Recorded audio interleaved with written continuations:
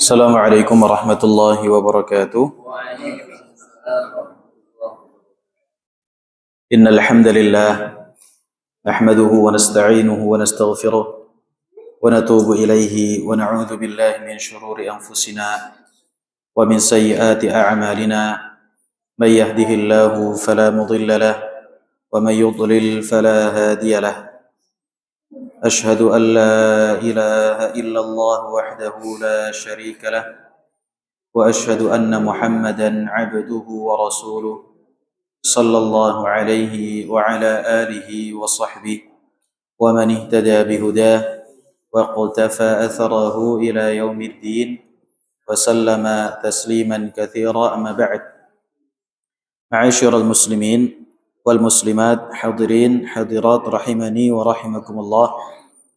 Pertama-tama marilah kita senantiasa memanjatkan puji dan syukur kita kepada Allah Subhanahu wa taala, yang mana Allah Subhanahu wa taala kembali memberikan karunia kepada kita semua berupa kemudahan untuk bisa hadir di majelis ilmu, dan kemudian salawat beserta salam semoga senantiasa tercurah limpahkan kepada Nabi kita Muhammad sallallahu alaihi wasallam, kepada keluarga beliau, para sahabat, serta orang-orang yang senantiasa mengikuti sunnah beliau hingga akhir zaman kelak.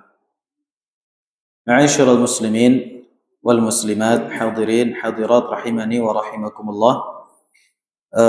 Kita akan masuk kepada pembahasan yang baru, bab yang baru, masih pada pasal yang sebelumnya.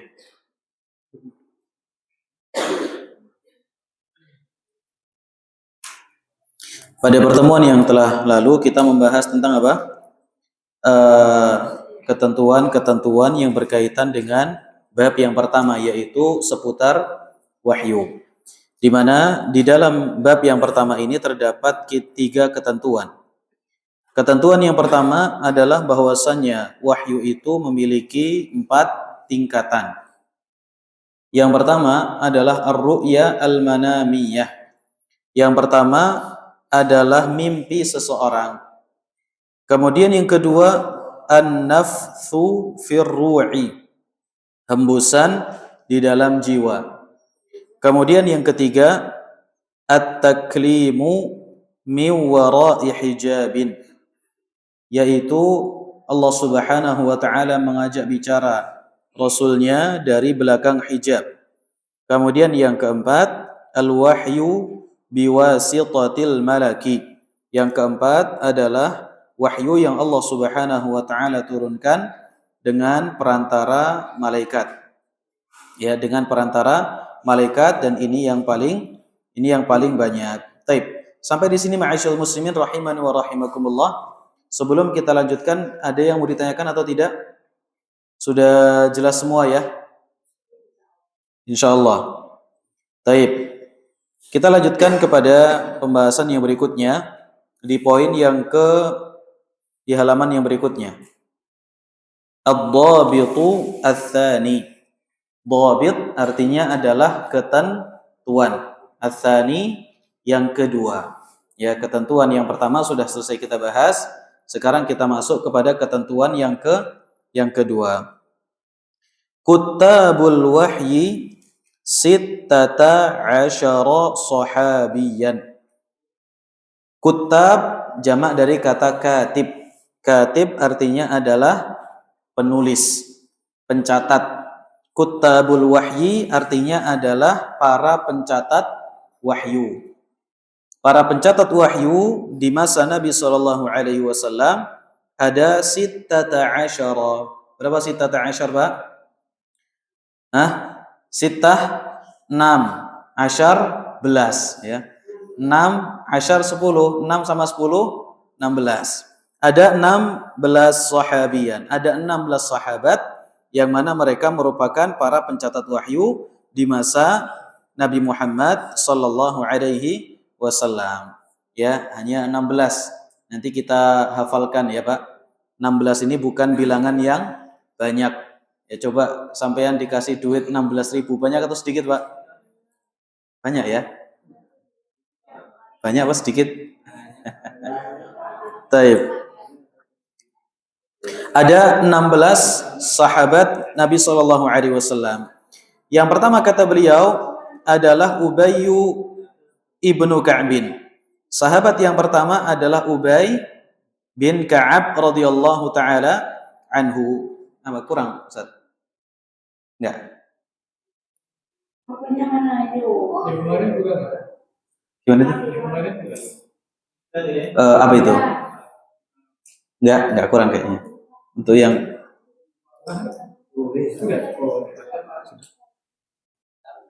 sudah pas. Ada yang belum? Ada yang nggak nyatet nggak? Ada yang nggak tanda tangan? Nggak, yang di situ dulu. Kalau di situ nggak ada, nanti jatahnya kasih orang aja. Tapi atas keriduan sebenarnya.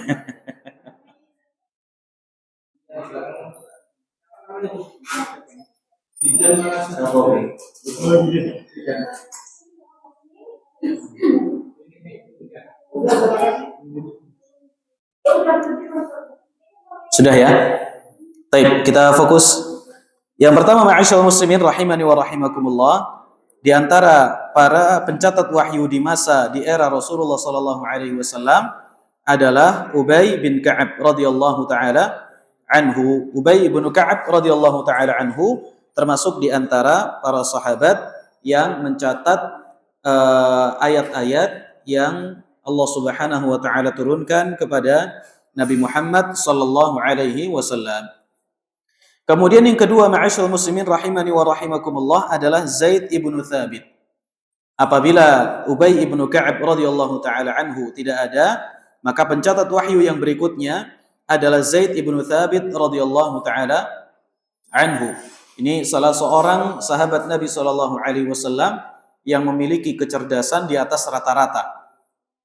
Makanya Nabi sallallahu alaihi wasallam pernah mengatakan kepada Zaid, memerintahkan Zaid untuk mempelajari kitab orang-orang Yahudi, kitab sucinya orang-orang Yahudi, tentunya tidak dengan bahasa Arab. Kemudian katanya Ubay ibnu Ka'ab katanya Zaid ibnu Thabit radhiyallahu taala anhu, fata'allamtu kitabahum. Akhirnya saya mempelajari kitab sucinya orang-orang Yahudi. Tidak lebih dari 15 malam, kata beliau, melainkan saya sudah menguasai bahasa dari kitab sucinya orang-orang Yahudi. Jadi luar biasa, beliau otodidak, diperintahkan oleh Nabi Shallallahu Alaihi Wasallam mempelajari bahasanya orang-orang Yahudi, kitab suci mereka. Tidak lebih dari setengah bulan, beliau Zaid ibnu Thabit telah menyelesaikan memahami bahasa dari orang-orang Yahudi. Ini menunjukkan kepada kita, ma'asyiral muslimin, tentang kecerdasan dari siapa? Zaid ibnu Thabit. Makanya nanti tatkala kita membahas tentang dikumpulkannya Al-Quran di masa Abu Bakar As-Siddiq radhiyallahu taala anhu, salah satu yang menjadi pionirnya adalah Zaid ibnu Thabit radhiyallahu taala anhu, di mana beliau merupakan sahabat Nabi sallallahu alaihi wasallam, seorang pemuda yang memiliki kecerdasan yang sangat luar biasa. Kemudian yang ketiga, ma'asyiral muslimin rahimani wa rahimakumullah, adalah Abu Bakrin As-Siddiq. Yang berikutnya adalah Abu Bakar As-Siddiq radhiyallahu taala anhu, khalifah yang pertama, ya, khalifah pengganti Rasulullah sallallahu alaihi wasallam yang pertama, mertua dari Rasulullah sallallahu alaihi wasallam, sahabat Nabi sallallahu alaihi wasallam, orang yang pertama kali beriman kepada Nabi sallallahu alaihi wasallam dari kalangan laki-laki dewasa, ya. Ini adalah Abu Bakar As-Siddiq radhiyallahu taala anhu. Selain sebagai khalifah, sebagai sahabat, beliau juga menjadi kutabul wahyi, salah satu pencatat wahyu Rasulullah sallallahu alaihi wasallam. Yang kedua, yang berikutnya, yang keempat adalah Umar ibn al-Khattab radhiyallahu taala anhu. Sahabat yang mulia Umar ibn al-Khattab radhiyallahu taala anhu, mertua Rasulullah sallallahu alaihi wasallam, di mana putri beliau yang bernama siapa, Pak? Hafsah radhiyallahu taala anha dipersunting oleh Nabi sallallahu alaihi wasallam. Kemudian yang berikutnya adalah Utsman ibnu Affan. Utsman ibnu Affan Dzunnurain, sang pemilik dua cahaya, karena menikahi Ruqayyah dan kemudian Ummu Kulthum. Dua-duanya adalah putri dari Rasulullah sallallahu alaihi wasallam. Khalifah yang ketiga setelah Umar ibn Khattab radhiyallahu taala anhu. Kemudian yang berikutnya adalah Ali bin Abi Thalib. Yang berikutnya adalah Ali bin Abi Thalib radhiyallahu taala anhu, menantu Rasulullah sallallahu alaihi wasallam yang menikah dengan siapa, Pak? Dengan Fatimah radhiyallahu taala anha. Taib, khalifah yang keempat, ya khalifah yang keempat pasca wafatnya Utsman ibnu Affan radhiyallahu taala anhu. Kemudian yang ketujuh, apa bacanya yang nomor 7 nih, Pak? Muawiyah. Udah bisa baca kitab, Pak. Masya Allah. Baru pegang sebentar loh, Pak. Ini Zaid bin Sabit kalah berarti ini. Masya Allah. Ada harokatnya ya, Pak. Taib. Ini gondrong ini, Pak. Yang ini gondrong. Taib. Muawiyah ibnu Abi Sufyan radhiyallahu taala anhu, khalifah, sahabat yang menjabat menjadi khalifah pasca setelah siapa, Pak? Setelah Al-Hasan ibnu Ali ibnu Abi Thalib radhiyallahu taala anhu, Muawiyah ibnu Abi Sufyan radhiyallahu taala anhu. Taib, Muawiyah sahabat, Abu Sufyan sahabat atau bukan? Sahabat Nabi sallallahu alaihi wasallam, ya, terjadi beberapa kali peperangan antara Nabi sallallahu alaihi wasallam dengan pasukan Abu Sufyan ibnu Harb radhiyallahu taala anhum ajma'in. Taib. Kemudian yang berikutnya adalah Abdullah ibnu Abi Sarh radhiyallahu taala anhu, sahabat Nabi sallallahu alaihi wasallam yang sempat murtad kemudian masuk lagi ke dalam agama Islam dan menjadi pencatat wahyu Nabi Muhammad sallallahu alaihi wasallam. Ya, makanya beliau tetap disebut sebagai sahabat Nabi sallallahu alaihi wasallam. Al-Imam Ibnu Hajar Al-Asqalani rahimahullahu taala tatkala mendefinisikan sahabat, kata beliau, sahabat adalah orang yang bertemu dengan Nabi sallallahu alaihi wasallam, beriman, kemudian meninggal dalam kondisi iman meskipun pernah murtad. Ya, meskipun sebelumnya pernah murtad, akan tapi apabila dia masuk kembali ke dalam agama Islam, meninggal dalam Islam, maka dia disebut sebagai sahabat Nabi Muhammad sallallahu alaihi wasallam. Ya, ini adalah definisi dari sahabat. Taib, berarti Nabi Isa sahabat atau bukan, Pak? Nabi Isa sahabat atau bukan? Hah? Nabi Isa? Hah? Nabi Isa sahabat atau bukan? Jawabannya Nabi Isa sahabat Nabi sallallahu alaihi wasallam. Oleh karena itu Al-Imam Ibnu Hajar Al-Asqalani dalam kitab beliau Al-Isabah fi Tamyiz as-Sahaba, beliau memasukkan salah satu di antara sahabat Nabi sallallahu alaihi wasallam adalah Nabi Isa alaihi salatu wassalam, di mana Nabi bertemu dengan Nabi Isa dalam proses Mi'raj, ya, dalam proses Mi'raj radhiyallahu ta'ala alaihi wassalatu wassalam. Naam. Taib. Kalau ada yang mimpi bertemu dengan Nabi sallallahu alaihi wasallam, sahabat atau bukan? Hah? Jawabannya bukan, ya, jawabannya adalah bukan. Nah. Taib. Kemudian yang berikutnya ma'asyiral muslimin adalah Az-Zubair ibnu Al-Awwam. Az-Zubair ibnu Al-Awwam radhiyallahu taala anhu, salah seorang sahabat Nabi sallallahu alaihi wasallam. Beliau adalah putra dari bibinya Nabi sallallahu alaihi wasallam. Ya, putra dari bibinya Nabi Muhammad sallallahu alaihi wasallam, dari Sofiyah ibnu Abdul Muttalib radhiyallahu taala anhu, ya. Sofiyah ibnu Abdul Muttalib radhiyallahu taala anhu, ini bibi tapi bukan bibi kandung. Bibi sekakek, ya, bibi sekakek dari jalur kakek tapi tidak senenek. Karena ibunya Abdullah dengan ibunya Sofiyah ini berbeda, ya. Ibunya Abdullah dengan ibunya Sofiyah ini berbeda. Kemudian yang berikutnya adalah Al-Mughirah ibnu Syu'bah radhiyallahu taala anhu. Al-Mughirah ibnu Syu'bah radhiyallahu taala anhu termasuk di antara sahabat Nabi sallallahu alaihi wasallam yang mencatat wahyu. Kemudian Hanzalah ibnu Rabi' yang masyhur di kalangan para sahabat dengan gelar Hanzalatul Katib. Hanzalah si pencatat, ya, Hanzalah si pencatat wahyu dari Nabi sallallahu alaihi wasallam. Naam. Kemudian yang berikutnya, ma'asyiral muslimin rahimani wa rahimakumullah, Amir ibnu Fuhairah, di antara pencatat wahyu dari Nabi Muhammad sallallahu alaihi wasallam adalah Amir ibnu Fuhairah.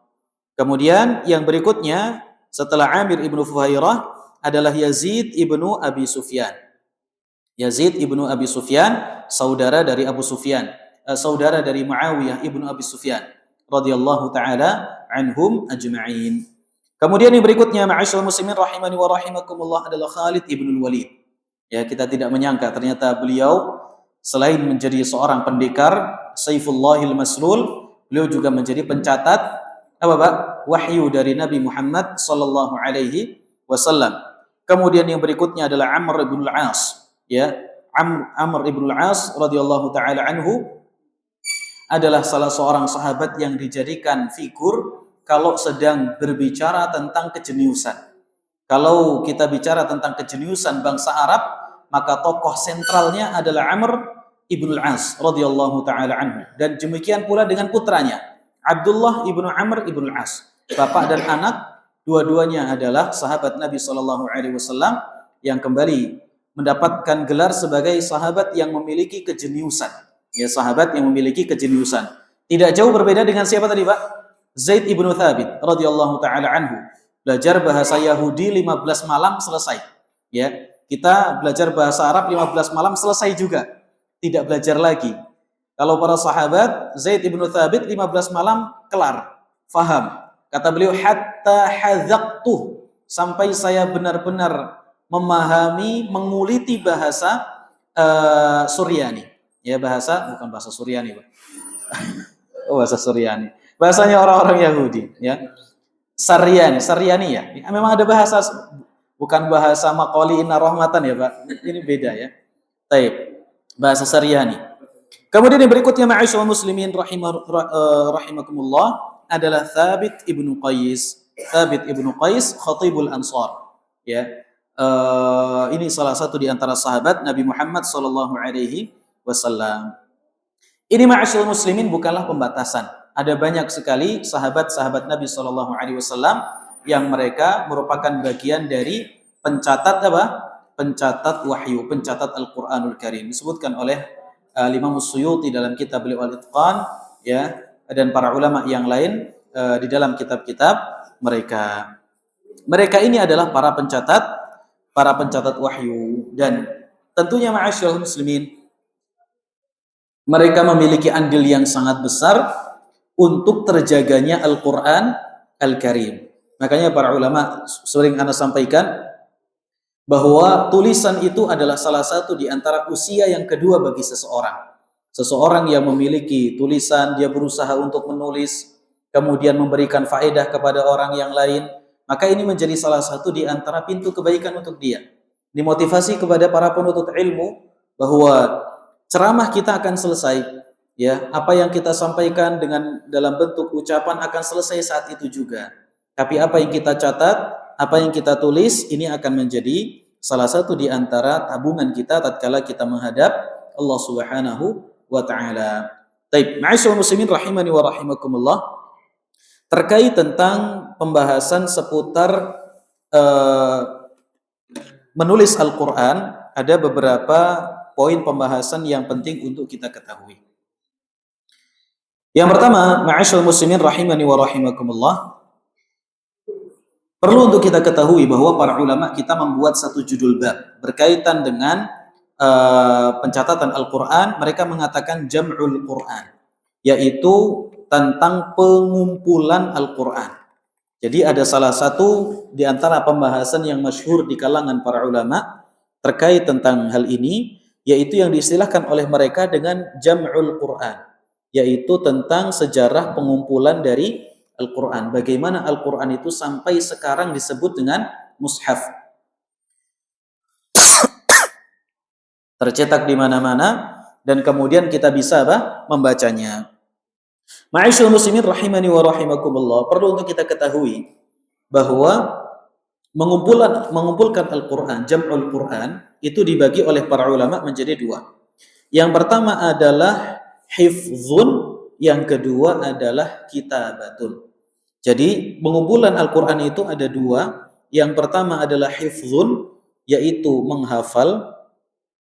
Kemudian yang kedua adalah kitabatun, yaitu menulis. Kitabah artinya tulisan. Dua-duanya ini ma'asyal muslimin rahimani wa rahimakumullah termasuk apa? Hifzul Quran, penjagaan terhadap apa? Al-Quran. Jadi menjaga Al-Quran sejak di era Nabi Shallallahu Alaihi Wasallam dilakukan dengan dua cara. Cara yang pertama adalah hifzun, yaitu dengan menghafal. Yang kedua adalah kitabatun, yaitu dengan mencatat, dengan menulisnya, dengan menyalinnya. Ini dua metode yang ada pada masa Nabi Shallallahu Alaihi Wasallam yang dilakukan oleh para sahabat untuk menjaga Al-Quran.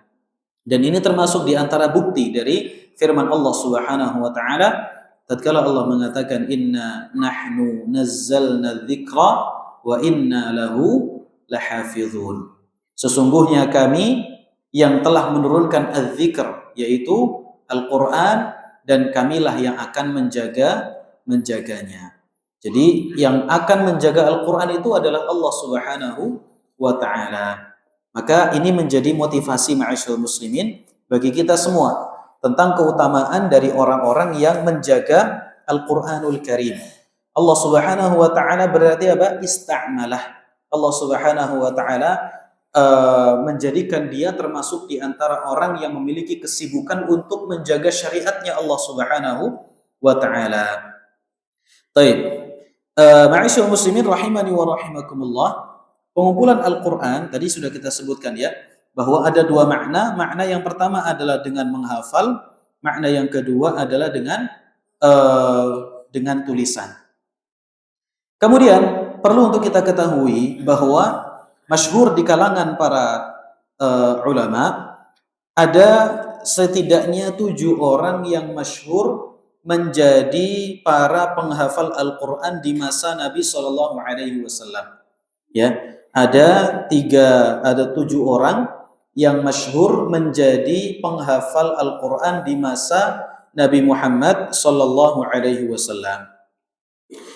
Yang pertama, kalau kita perhatikan dalam riwayat yang disebutkan oleh Abdullah ibnu Amr ibnu Al-As radhiyallahu taala anhuma, di mana beliau mengatakan sami'tu Rasulullah sallallahu alaihi wasallam yaqul, aku mendengar Rasulullah sallallahu alaihi wasallam bersabda, kata beliau, khudzul Qur'ana min arba'ah, ambillah Al-Qur'an itu dari 4 orang.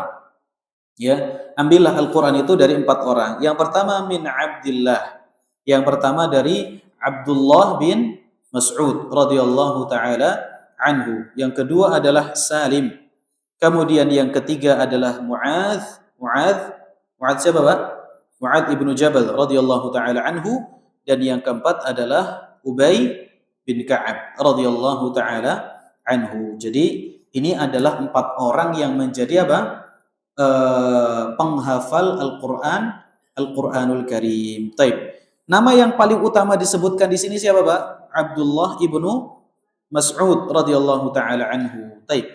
Tadi tatkala kita baca 16 orang pencatat wahyu, ada nggak nama Abdullah ibnu Mas'ud, Pak? Tidak ada.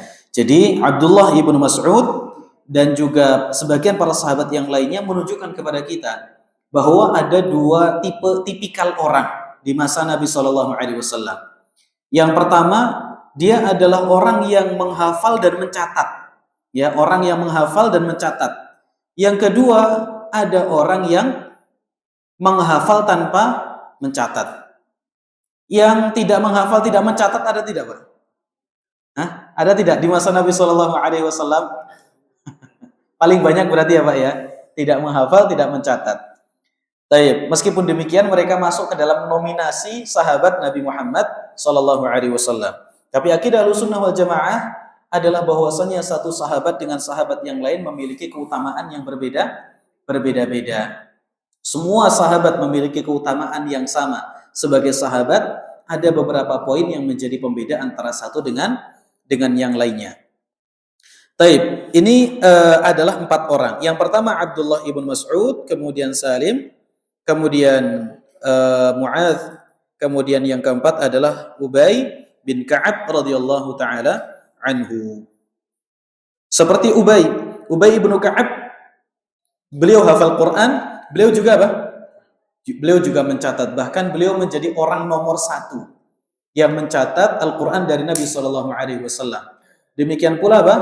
Zaid ibnu Thabit radhiyallahu taala anhu, orang nomor dua sebagai pencatat Al-Quran dari Nabi Shallallahu Alaihi Wasallam. Qatadah, beliau mengatakan, Sa'altu Anas bin Malik.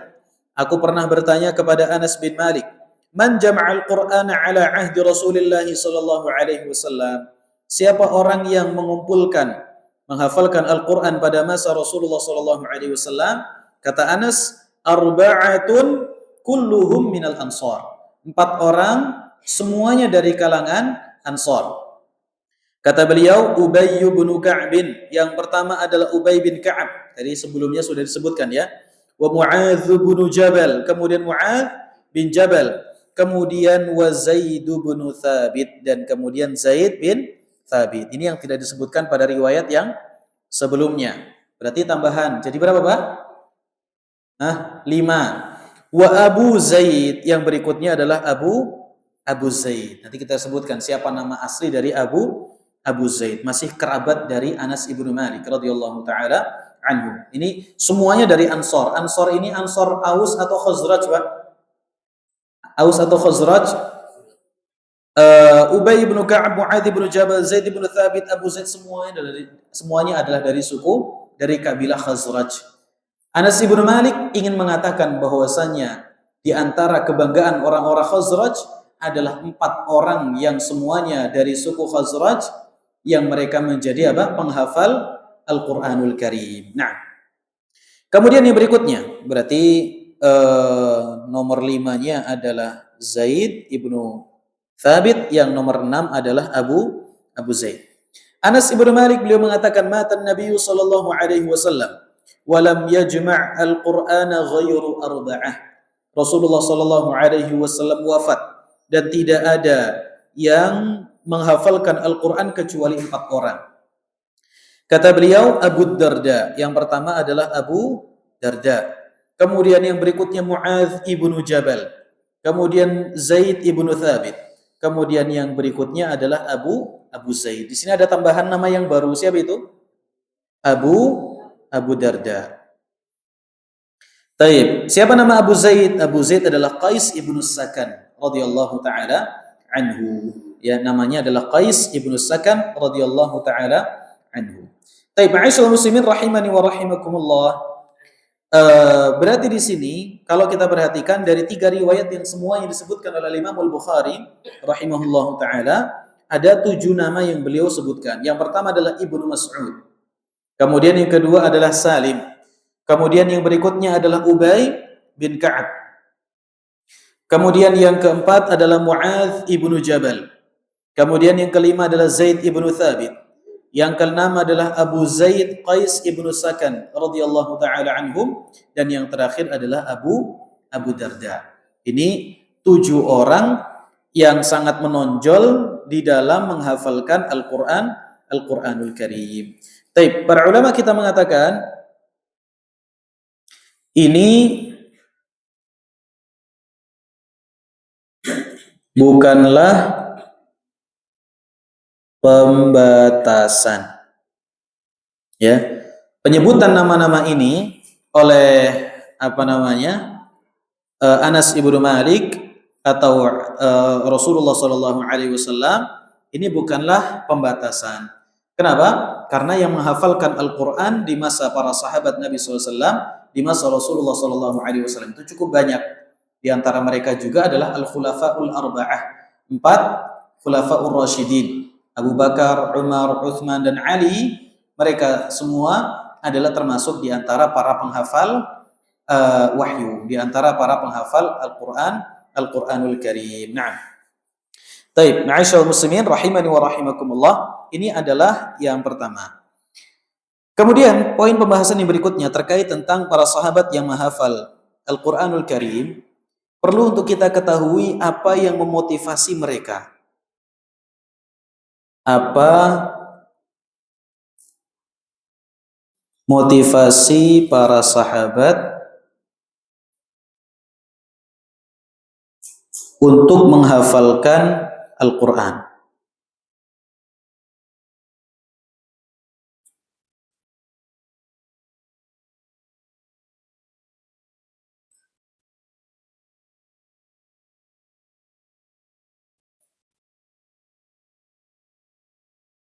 Baik, apa yang menjadikan para sahabat itu begitu bersemangat untuk menghafalkan Al-Quranul Karim? Jawabannya yang pertama adalah tentunya keutamaan para penghafal Al-Quran. Ya, keutamaan para penghafal apa? Para penghafal Al-Quran. Apa keutamaan para penghafal Al-Quran? Apa keutamanya Pak? Tentunya sangat apa? Sangat banyak. Pahala. Yang utama adalah pahala. Satu huruf dikalikan dengan 10 kali kebaikan. Dan akan dikalikan dengan 70 kali kebaikan. Ini keutamaan bagi orang yang menghafal Al-Quran. Kemudian menjadi syafaat dan yang lain sebagainya. Kemudian menjadi menjadi patokan tentang tinggi rendahnya derajat seseorang tatkala dia berada di mana? Tatkala dia berada di surganya Allah Subhanahu wa taala. Ya, Nabi sallallahu alaihi wasallam mengatakan iqra wartaqi warattil kama kunta turattilu fid dunya fa inna akhira manzilatika 'inda akhir ayatin taqra'u biha. Katanya Allah Subhanahu wa taala kepada para pembaca Al-Qur'an, yuqalu li sahibil Qur'an, ya, iqra, bacalah, wartaqi, dan naiklah, warattil, dan bacalah dengan tartil, ya, fa inna akhira manzilatika 'inda akhiri ayatin taqra'u biha. Sesungguhnya derajatmu akan selaras dengan ayat yang paling terakhir bisa kamu baca. Jadi kalau hafalannya semakin banyak, berarti derajatnya apa, Pak? Semakin tinggi. Kalau kulhu berarti berapa, Pak? Hah? Qul huwallahu ahad, Allahus samad, lam yalid wa lam yulad wa lam yakul lahu kufuwan ahad. 4. Inna a'tainakal kautsar fasholli li rabbika wanhar inna syani'aka huwal abtar. Berapa, Pak? 3. Kalau hafal 1 juz berarti derajatnya lebih tinggi atau tidak? Derajatnya lebih tinggi. Kalau hafalnya 1 Al-Qur'an, Pak, subhanallah. Ya, ini menjadi keutamaan. Dan mereka para sahabat Nabi sallallahu alaihi wasallam, mereka bukan hanya termotivasi untuk menghafalkan saja, tapi mereka termotivasi untuk menjadikan keturunan mereka sebagai para penghafal Al-Qur'anul Karim, ya, para penghafal Al-Qur'anul Karim. Baik, apa gambaran para sahabat dalam mengajarkan Al-Qur'an kepada anak mereka? Jadi kata sebagian para sahabat, mereka mengatakan kunna nu'allamu maghaziya Rasulillah kama nu'allamu suratan minal Qur'an. Kata para sahabat, dulu kami pas masih kecil, kami dikasih cerita oleh bapak-bapak kami tentang kisah peperangannya Nabi Shallallahu Alaihi Wasallam. Jadi dulu itu anak-anak kecilnya para sahabat dari kalangan tabi'in yang mereka tidak ketemu dengan Nabi SAW, mereka itu sering diceritani sama siapa? Bapak-bapaknya. Nih, kamu lihat nggak? Ini bekas pedang ini. Dulu, nah, kan seperti itu. Dulu saya tuh ikut dengan perang bersama Nabi SAW. Nabi itu pernah gini, Nabi itu pernah gini, Nabi itu pernah gitu, Nabi pernah begini. Maghazi itu artinya adalah peperangan. Jadi zaman dahulu kitab-kitab sirah itu dibahasakan oleh para ulama dengan Kitabul Maghazi, peperangannya Nabi Shallallahu Alaihi Wasallam, Kitabul Maghazi Wasiyar, ya, peperangannya Nabi SAW. Nah, mereka itu mengajarkan apa, Pak, kepada anak-anak mereka. Ini luar biasa, makanya kita penting sebagai orang tua juga tahu tentang apa, Pak, sirahnya Nabi Muhammad Shallallahu Alaihi Wasallam. Penting nanti kita ceritakan sama anak-anak kita. Ya, anak siapa bapaknya, kapan lahirnya, itu dari kecil harus kita apa? Harus kita ajarkan kepada putra-putri kita. Kita ajarkan, kita belikan bukunya, kita dengarkan ceramahnya untuk anak-anak kita. Ini sangat penting untuk membangun karakter para putra-putri kita. Baik. Kemudian kata sahabat, kami itu dulu masih kecil, diajari oleh orang tua kami tentang kisah perjalanan hidupnya Nabi SAW, sebagaimana kami diajari satu surat dalam Al-Quran. Jadi dicekokinya para anak-anaknya para sahabat tentang kisah itu sebagaimana mereka diajari tentang satu surat dari Al-Quranul Karim. Menunjukkan betapa kuatnya para sahabat tatkala mereka mengajari surat-surat Al-Quran kepada putra-putri mereka. Nah, taib, ini ma'asyal muslimin rahimani wa rahimakumullah, terkait tentang keutamaan para penghafal Al-Quranul Karim. Tentunya sangat banyak sekali. Ini yang menjadi motivasi utama dari para sahabat. Kemudian yang kedua, ma'asyal muslimin rahimani wa rahimakumullah, di antara motivasi para sahabat untuk menjadi penghafal Al-Quran adalah menjadi bagian dari orang yang dipilih untuk menjaga Al-Quran. Hari ini orang kalau keterima jadi polisi senang atau tidak, Pak? Keterima jadi tentara senang atau tidak? Ini bagaimana usahanya supaya bisa keterima jadi apa? Tentara. 1 hektar, 2 hektar habis. Kan begitu ya, Pak? Supaya jadi apa? Jadi tentara. Supaya jadi polisi. Kenapa? Karena kalau seseorang sudah menyandang gelar sebagai apa? Apa, Pak? Pejabat. Sebagai polisi, sebagai tentara, ada rasa bangganya. Karena termasuk di antara orang yang memiliki pamor di hadapan masyarakat sebagai penjaga apa? Tanah air. Ini bahasanya semacam itulah, ya, kurang lebih. Baik. Adapun para sahabat Nabi Shallallahu Alaihi Wasallam untuk masalah jihad itu sudah jangan ditanya lagi lah. Itu sudah menjadi apa? Yel-yel mereka. Bangun tidur, sebelum tidur itu gimana caranya besok ikut perang bersama Nabi Shallallahu Alaihi Wasallam. Kalau tidak perang nangis. Itu sahabat Nabi SAW. Tawallau wa a'yunuhum tafidhu minad dam'i hazanan alla yajidu ma yunfiqun. Kata Allah Subhanahu wa taala dalam surat At-Taubah. Nabi SAW mau perang, kendaraannya terbatas, amunisinya terbatas, tidak ada kendaraan. Sahabat yang mau ikut, Rasul saya ikut. Kata Nabi, kita itu sudah cukup. Kemudian unta-unta ini sudah tidak cukup lagi untuk apa? Untuk nampung orang. Akhirnya nggak bisa ikut perang karena nggak punya bekal, pulang ke rumah apa? Nangis. Subhanallah. Sahabat siapa? Sahabat Nabi SAW. Kalau kita, Pak, kamu nggak usah ikut perang, bure kan gitu. Tapi ini model-model apa? Model-model kita. Nah, jadi subhanallah, para sahabat Nabi Shallallahu Alaihi Wasallam mereka begitu semangat, begitu giat dalam menghafalkan Al-Quran. Salah satunya adalah dalam rangka untuk menjaga apa? Menjaga Al-Quranul Karim. Allah Subhanahu wa taala menjadikan orang-orang yang giat di dalam ilmu syar'i, menghafalkan Quran, menghafalkan hadis sebagai orang-orang yang menjaga Al-Quranul Karim.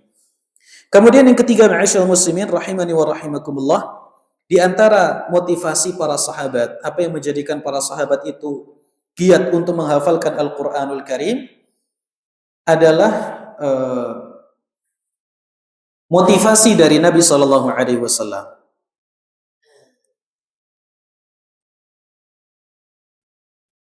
Motivasi dari Nabi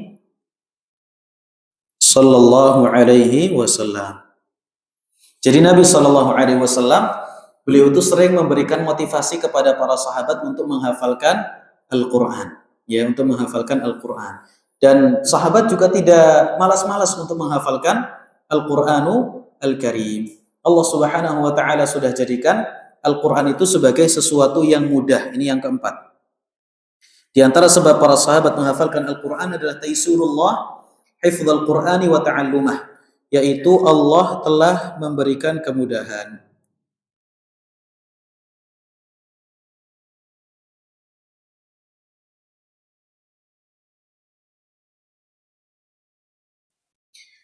Kemudahan di dalam menghafal dan mempelajari Al-Quran. Kemudahan di dalam menghafal dan juga mempelajari Al-Quran. Al-Quran itu sebenarnya berat, Pak. Tidak mungkin kita bisa langsung serta-merta menerima Al-Quran dari Allah Subhanahu wa Ta'ala, itu tidak mungkin. Jadi ada Nabi Shallallahu Alaihi Wasallam yang menjadi penyambung. Jadi Al-Quran itu sangat berat, kemudian diturunkan kepada Nabi, dari Nabi kepada makhluk itu menjadi mudah. Apa bahasanya, Pak? Dari yang berat, kemudian masuk, akhirnya mudah. Apa bahasa ini? Konverter, maksud konverter, Pak. Jadi Nabi Shallallahu Alaihi Wasallam merupakan sebab di mana Al-Quran itu mudah untuk dihafalkan, difahami, dipelajari oleh kaum muslimin. Aslinya Al-Quran itu berat. Allah Subhanahu Wa Taala mengatakan, Inna sanulqi 'alaika qawlan tsaqila. Sesungguhnya kami akan memberikan kepadamu amanah berupa ucapan yang sangat berat. Allah mengatakan, Lau anzalna hadzal Qur'ana 'ala jabalin la ra'aitahu khashi'an mutasaddian min khasyatillah. Kalau seandainya seandainya Al-Quran diturunkan kepada gunung, niscaya gunung itu akan apa? Hancur. Tunduk kepada Allah Subhanahu wa Ta'ala lantaran takut kepadanya. Diturunkan kepada Nabi SAW dengan ucapan yang sangat berat, makanya Zaid ibn Thabit radhiyallahu ta'ala anhu, pernah beliau duduk di samping Nabi SAW. Tidak lama setelah itu Nabi SAW diturunkan wahyu kepada beliau. Beliau saking beratnya, katanya Zaid ibn Thabit, saya di atas paha saya itu di bawah pahanya Rasulullah SAW, kaki saya itu hampir patah. Saking beratnya Nabi SAW saat itu. Beliau menerima wahyu. Jadi Al-Quran dari Allah kepada Nabi sesuatu yang sangat berat. Tsaqilan, sangat berat. Begitu sudah sampai kepada Nabi SAW, disampaikan kepada para sahabat, Al-Quran menjadi sesuatu yang mudah. Mudah untuk difahami, mudah untuk dihafalkan, mudah untuk dibaca, dan yang lain sebagainya. Nah, Allah Subhanahu wa Ta'ala memberikan janji, memberikan informasi bahwa Al-Quran itu sudah dimudahkan setelah diturunkan kepada Nabi Muhammad SAW. Walaqad yassarnal Qur'ana lidzikri fahal min muddakir. Dan sungguh kami telah memudahkan Al-Quran itu untuk diingat-ingat, untuk difahami. Kemudian Allah mengatakan fahal min muddakir. Adakah orang yang mau untuk mengingat-ingatnya? Ya, adakah orang yang mau untuk mengingat-ingatnya? Taib. Makanya ini, Pak, motivasi buat kita. Al-Quran itu nggak akan lebih dari 30 juz. Dari 14 abad yang lalu sampai sekarang, berapa, Pak? 30 juz, nggak lebih dari itu. Coba kalau seandainya kita dari dulu ngafal satu hari satu juz. Satu hari satu juz. Satu hari satu surat misalnya. Atau satu hari satu ayat dah.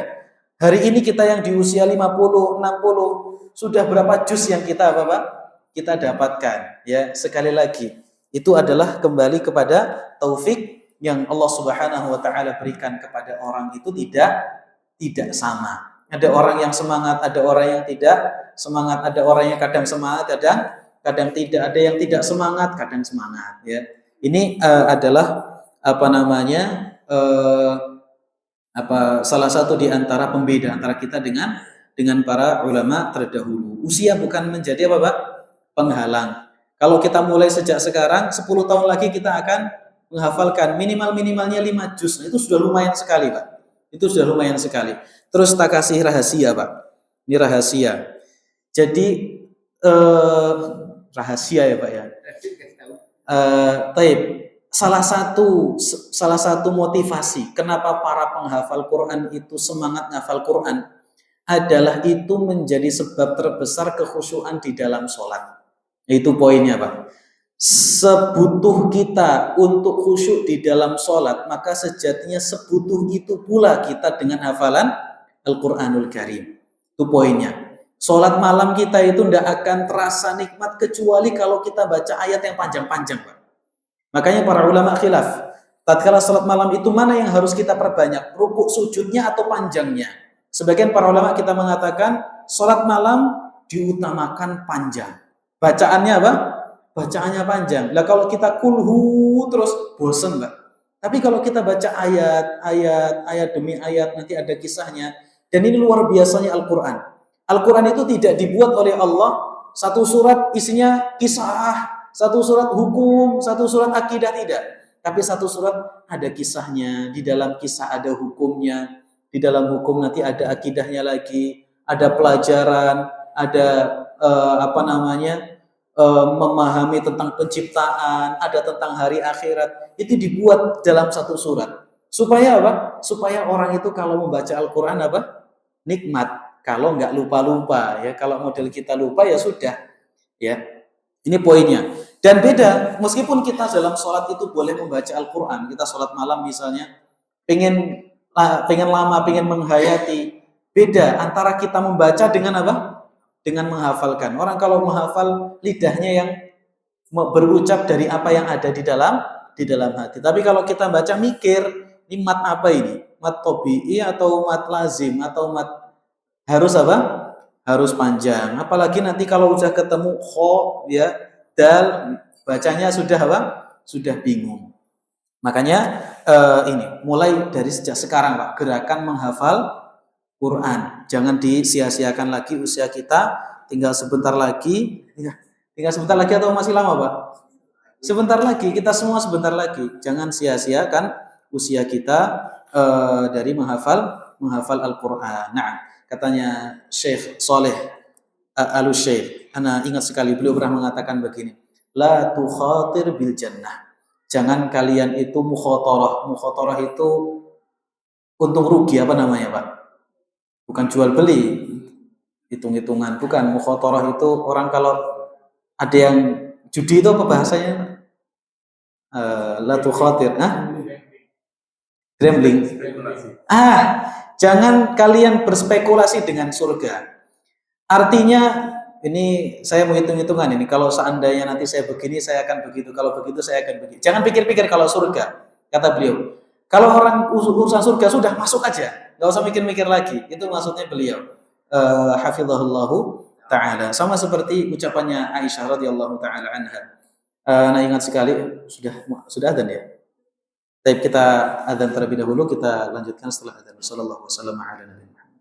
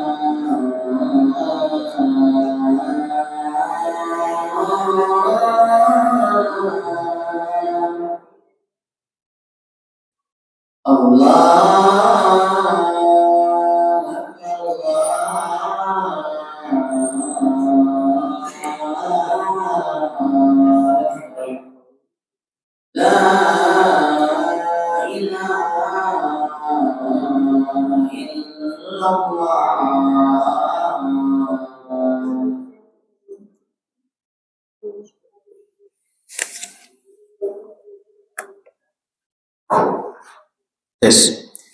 Alhamdulillah wassalatu wassalamu ala Rasulillah wa ala alihi wa sahbihi wa man tabi'ahu wa nasarahu wa wala wa la hawla wa la quwwata illa billah ma ba'd. Kemudian ma'asyiral muslimin rahimani wa rahimakumullah, ini tadi beberapa sebab yang menjadikan para sahabat itu termotivasi untuk menghafalkan Al-Qur'anul Karim. Ya, mereka begitu bersemangat di dalam menghafalkan Al-Qur'anul Karim. Maka kita jangan mau kalah. Dan para sahabat ini ma'asyiral muslimin rahimani wa rahimakumullah, sebagian di antara mereka itu bukan orang yang muda lagi tatkala Al-Qur'an itu turun. Jadi bukan anak-anak, bukan orang-orang yang masih duduk di bangku sekolah tatkala Al-Qur'an itu turun. Mereka adalah bapak, mereka adalah kakek, mereka adalah nenek, mereka adalah ibu-ibu rumah tangga, tapi mereka semua menjadi para penghafal Al-Qur'anul Karim. Dan Ana sarankan mungkin kita perlu untuk beli buku, Pak. Buku-buku yang menghimpun di dalamnya kisah-kisah para penghafal Al-Qur'an. Ini penting. Karena kita kalau tidak membaca kisah kadang-kadang kita malas. Tapi kalau kita baca kisah perjalanan mereka, ada nenek-nenek 60 tahun hafid Quran, qiraah hafiz, coba Pak. Subhanallah, 60 tahun. Kita yang 30 tahun, 40 tahun belajar huruf ro kakelan, Pak. Ini 60 tahun sudah dapat apa? Qiraah hafiz. Jadi bukan penghalang. Sekali lagi, jangan kita gunakan unsur spekulasi kalau kita bicara apa? Bicara surga Allah Subhanahu wa taala. Para sahabat mereka mendapatkan kebaikan, salah satu jalannya adalah dengan ini, menghafal Al-Qur'anul Karim. Makanya Anda pernah sampaikan kalau kita hafal Quran tadi, Pak, rasa salat kita itu akan beda dengan tatkala kita tidak menghafal Al-Qur'an Al-Karim. Makanya mulai sejak sekarang. Ini bulan apa ini, Pak? Agustus, Safar, Rabiul Awal, Rabiul Akhir, Jumadil Awal, Jumadil Akhir, Rajab, Sya'ban, Ramadan. 6 bulan, Pak. 6 bulan kita target 6 juz. 6 juz. 6 bulan kita target 1 juz saja. Ya, Pak. 1 juz 30. Nah, nanti, Pak, enggak apa-apa kalau ini kita mau bikin target, kita hafal 6 bulan ini 1 juz 30. Nanti Ramadan kita buat imamnya juz 30 diputar terus, enggak apa-apa. Itu akan nanti kita akan rasakan betapa nikmatnya kita sholat dalam kondisi bacaan imam itu sudah kita hafal juga. Apalagi sudah kita pahami tafsirnya, itu sudah apa? Itu luar biasa, menjadikan kualitas sholat kita bertambah. Yang tadinya teklak-tekluk ngantuk, insya Allah enggak lagi. Ya, insya Allah tidak lagi. Nah, ma'asyiral muslimin rahimani wa rahimakumullah, Ana pengen berbicara tentang perjalanan dari mushaf dari satu masa ke masa yang datang, akan tetapi waktunya terbatas. Mungkin kita akan fokuskan pembahasan tentang bagaimana penulisan Al-Quran dari masa Nabi SAW sampai dengan masanya. Mungkin kita batasi di tahun yang ke-24 atau 34 Hijriah saja. Akan tapi kita kita bahas di pertemuan yang akan datang saja, supaya pembahasannya lebih runut karena kita bicara sejarah. Ya, kita bicara sejarah. Baik. Mungkin itu ma'asyiral muslimin rahimani wa rahimakumullah. Kalau sempat mungkin pekan depan Ana buatkan draft saja supaya jenengan bisa langsung lihat ya. Tidak kelamaan untuk menunggu Ana mencatat terlebih dahulu. Baik, ma'asyiral muslimin rahimani wa rahimakumullah, demikianlah yang bisa kita bahas pada kesempatan malam hari ini. Sebelum kita tutup, ada yang ditanyakan jamaah? Silakan.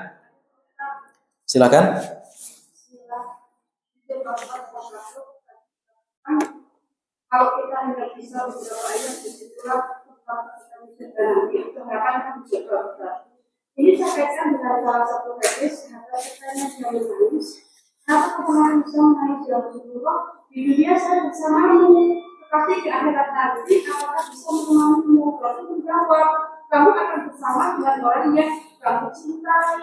Nah itu kalau dikaitkan dengan ayat tadi, adakah tinggal baliknya itu satu? Baik, Ma'asyiral muslimin rahimani wa rahimakumullah. Tidak ada kontradiksi sama sekali. Justru engkau akan bersama dengan orang yang engkau cintai. Ini menjadi salah satu motivasi untuk menjadi seperti apa yang dicintai oleh apa yang kita cintai. Itu poinnya. Makanya sebagian penyair mengatakan ta'sil ilaha wa anta taz'umu hubbahu. Hadza la'amri fil qiyasi badi'un. Apa kata penyair? Lau kunta sadiqan la ata'tahu. Innal muhibba liman yuhibbu muti'un. Apa itu? Katanya seorang penyair. Apa tadi awal syairnya? Lupa. Akhirnya aja. Penyair mengatakan lau kunta sadiqan la ata'tahu. Innal muhibba liman yuhibbu muti'un. Seandainya engkau jujur di dalam cintamu, niscaya engkau akan mentaatinya, akan mengikutinya. Innal muhibba liman yuhibbu muti'u. Sesungguhnya seorang yang cinta, dia akan mengikuti semua apa yang diucapkan oleh orang yang ia cintai. Kan begitu, Pak? Itu adalah konsep dari kecintaan. Tatkala Nabi SAW mengatakan inna anta ma'aman ahbabta, sesungguhnya engkau akan bersama dengan orang yang engkau cintai, ini menjadi motivasi. Bagaimana supaya saya bisa bersama dengan Nabi Shallallahu Alaihi Wasallam? Tentu caranya adalah dengan melakukan apa yang dicintai, yang diperintahkan oleh Nabi Muhammad Shallallahu Alaihi Wasallam. Salah satunya adalah dengan menghafalkan Al-Quranul Karim. Ya, menghafalkan Al-Quranul Karim. Menghafalkan Al-Quran adalah satu keutamaan. Mencintai Nabi Shallallahu Alaihi Wasallam adalah satu keutamaan. Dua-duanya bisa digabungkan oleh seseorang. Tatkala dia menghafalkan Al-Quran karena rasa cinta dia kepada Nabi Muhammad Sallallahu Alaihi Wasallam. Nah, jadi semoga kita dikumpulkan bersama dengan Nabi Muhammad Sallallahu Alaihi Wasallam. Dan Al-Imam Ibnu Qayyim Al-Jauziyah rahimahullah taala dalam kitab beliau Hadil Arwah ila Biladil Afrah, salah satu kitab yang berbicara tentang pesona surga, beliau menjelaskan bahwa salah satu di antara keutamaan para penghuni surga adalah bahwa orang yang berada di derajat yang tinggi, dia bisa berziarah kepada orang-orang yang sederajat dengannya dan juga bisa berziarah ke orang yang berada di bawahnya. Jadi kalau orang itu derajatnya 100, berarti dia bisa ziarah ke temannya yang berada di mana? 80, 50, 40 derajatnya bisa. Tapi yang di bawah dia tidak akan bisa naik ke atas. Yang di bawah tidak akan bisa naik ke atas. Bagaimana solusinya supaya yang di bawah bisa naik ke atas? Satu, yaitu mempererat hubungan ketakwaan dan keimanan dalam satu keluarga. Itu satu-satunya cara, Pak. Jenengan kalau di poin 50 mau ziarah ke 60 nggak akan bisa. Kecuali Allah yang mengangkat derajat jenengan. Jenengan punya anak, misalnya anak ini hafal Quran, anak ini soleh, anak ini beriman kepada Allah, anak ini taatnya luar biasa, jenengan kan kurang. Tapi jenengan berusaha anak ini bagaimana caranya supaya soleh. Nanti di alam surga Allah Subhanahu wa taala akan naikkan derajat. Ini yang 50 dinaikkan derajat supaya sama dengan apa? Sama dengan anaknya. Kebalikan juga. Jadi kalau bapaknya soleh, anaknya kurang soleh, Allah Subhanahu wa taala akan jadikan, kalau dua-duanya beriman ya Pak, Allah akan naikkan derajat. Jadi orang yang derajatnya di bawah dinaikkan kemana? Dinaikkan ke atas. Nah, ini salah satu kenikmatan bagi orang-orang yang menghafalkan Al-Qur'an, maka derajatnya akan tinggi di hadapan Allah Subhanahu wa taala. Nah, ada lagi Pak? Ibu-ibu ada? Silakan.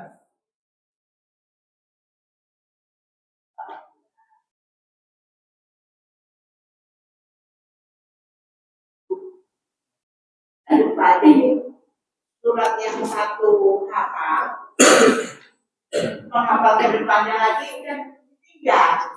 Itu kan kerjanya gimana Ustaz ya? Bisa ditinggal dengan ayat yang sudah hafal sebelumnya. Baik, ini pertanyaan bagus ini Pak, pertanyaan bagus. Bagaimana caranya supaya ayat yang sudah kita hafal, surat yang kita hafal itu tidak kita lupakan? Jawabannya cuma satu Pak. Apa itu Pak? Ah, ini dia. Sering diulang-ulang. Ini poinnya. Sering diulang-ulang. Terus kalau menghafal itu jangan kita ulangi cuma 50 kali. Kalau bisa 150 kali. 150 kali, 150 kali, itu ngulangi. Memang orang kalau mau dapat surga ya begitu, Pak. Ya kan? Kalau orang pengen dapat kenikmatan ya memang harus seperti itu. Kalau mencari mudah ongkang-ongkang ya nggak dapat. Makanya harus apa? Harus susah. Nabi SAW mengatakan dalam riwayat Bukhari dan Muslim, "Huffatil jannatu bil makari." Surga itu akan diliputi dengan sesuatu yang tidak mengenakkan. Ngulangi satu ayat 50 kali, 100 kali enak atau tidak, Pak? Nggak enak. Enak atau tidak? Nggak enak. Tapi janjinya apa? Luar biasa. Jadi saya teringat dulu tahun awal-awal saya mondok, saya menerjemahkan satu buku tipis, Pak. Di buku tipis itu tentang kiat menghafal Al-Quran. Ini naskah yang waktu itu anak menerjemahkannya pakai catatan qadarullah hilang. Sempat anak ketik tapi setelah itu hilang. Di dalam buku tersebut yang anak terjemahkan ada satu kisah di mana seorang alim itu seringkali dia ceramah.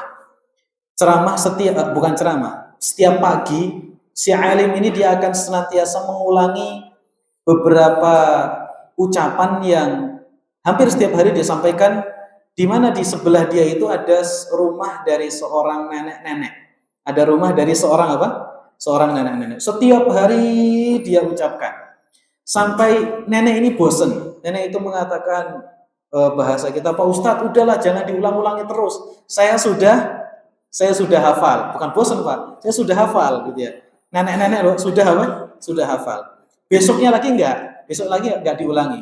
Besok lagi tidak diulangi, besok lagi tidak diulangi. Kesempatan yang berikutnya nanya kepada nenek, masih hafal enggak apa yang saya ulangi kemarin? Jawabannya sudah enggak. Ya, jawabannya apa? Jawabannya tidak. Jadi memang kuncinya cuma satu, yaitu apa Pak? Yaitu pengulangan. Yang kedua, tidak tergesa-gesa. Ini salah satu kunci menghafal Al-Quran itu tidak tergesa-gesa. Ana pernah punya teman Pak, jenengan percaya atau tidak percaya terserah. Punya teman pernah kesini orangnya. Dia 8 bulan selesai 30 juz. 8 bulan selesai 30 juz. Setelah itu dia temenan dari mulai SMA kelas 1 sampai lulus kuliah temenan. Sebelum kita sama-sama sekolah 8 bulan ya. 8 bulan itu dia selesai Al-Qur'an. Ya selesai, subhanallah. Tapi begitu mulai masuk ke kampus, kemudian kesibukan banyak, kita sharing. Bukan dulu antum sudah pernah selesai, ya itu hanya target selesai saja. Jadi hari ini Pak, ini sebagai bentuk apa yang menjadi unek-unek saya pribadi. Hari ini terkadang orang itu mengejar apa Pak? Target untuk bagaimana caranya supaya bisa disampaikan kepada orang banyak.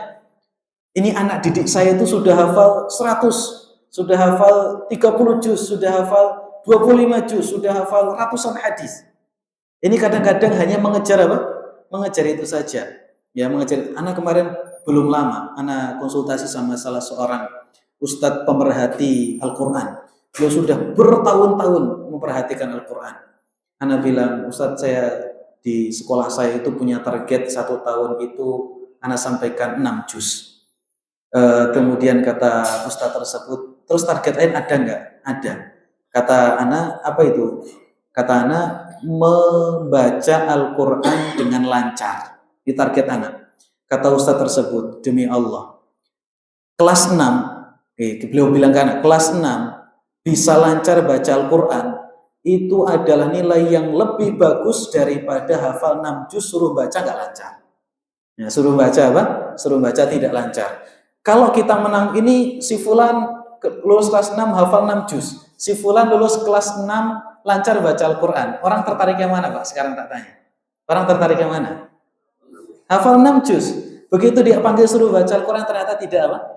Tidak bisa. Nah, ternyata tidak bisa. Padahal lancar baca Al-Quran itu modal utama orang hafal hafal Al-Quran. Yang modal utama orang menghafal Al-Quran. Jadi kunci utama adalah sabar. Makanya sebagian para sahabat Nabi Shallallahu Alaihi Wasallam mereka mengatakan kami dulu belajar Al-Quran di masa Nabi Shallallahu Alaihi Wasallam 10 ayat kami tidak melewatinya kecuali setelah mengetahui hukumnya, kita faham, kita amalkan. 10 ini yang menjadi apa? Menjadi sesuatu yang lebih berkah. Jadi kuncinya adalah apa tadi Pak? Murojaah, diulang-ulang terus. Coba sekarang kita bikin target. Kita mulai dari juz 30, satu ayat, satu hari kita ulang 100 kali. Ulang. Udah, ulang-ulang aja. Ulang-ulang. Terus nanti kalau seandainya kita nggak bisa ulang-ulang, kita setel murotal. Nah, nanti bapak-bapak bisa download di Telegram itu, Syekh Aiman misalnya yang bagus. Juz 30 ambil surat An-Nas. Pokoknya pekan ini saya pengen ngulang-ulang surat An-Nas sampai 8.000 kali misalnya. Tidak masalah. Nanti setelah itu kita akan apa? Mungkin 1, mungkin 2, mungkin 3, 60 tahun jenengan dapat riwayat apa? Qolun misalnya. Waras sudah lewat ya. Hafiz sudah lewat, dapat riwayat Qolun misalnya. Tapi ini bukan sesuatu yang mustahil. Yang penting jangan pernah kita berniat kita ngafal Quran belajar itu supaya jadi ustadz. Kalau ini sudah motivasi yang rendah dulu, Pak. Nggak akan apa? Nggak akan kena, nggak akan dapat. Wong namanya ustadz itu sekarang yang sekolah, Pak. Padahal kalau zaman dulu yang namanya pembawa ilmu itu tidak mesti apa? Tidak mesti sekolah. Yang penting dia punya ilmu. Baik, ini jawabannya. Apa tadi, Pak?